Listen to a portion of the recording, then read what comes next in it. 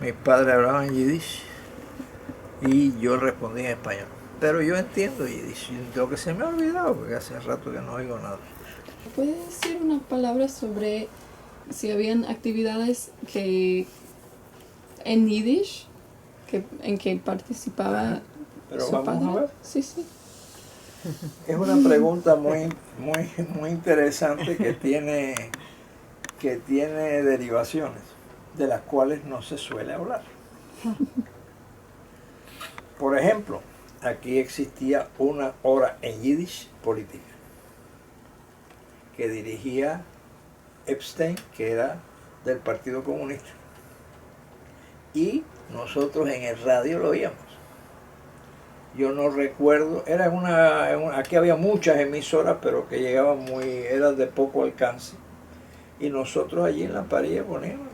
Y todavía tengo un disco de 78 revoluciones que usaban ellos.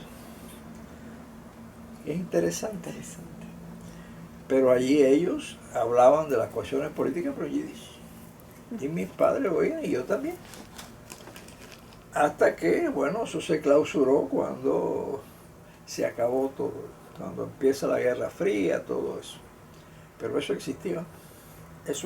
O sea, aparte de que íbamos de alguna vez a algún concierto en el centro israelita, pero la comunidad judía cubana estaba dividida en dos, la derecha y la izquierda. Estaba el movimiento sionista y estaba el movimiento de izquierda,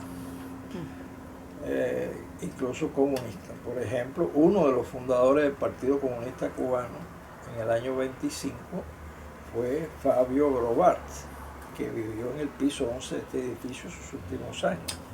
Gran persona, nacido en Polonia, que vino aquí muy joven, ¿no? Persecución, todas esas cosas que ustedes conocen.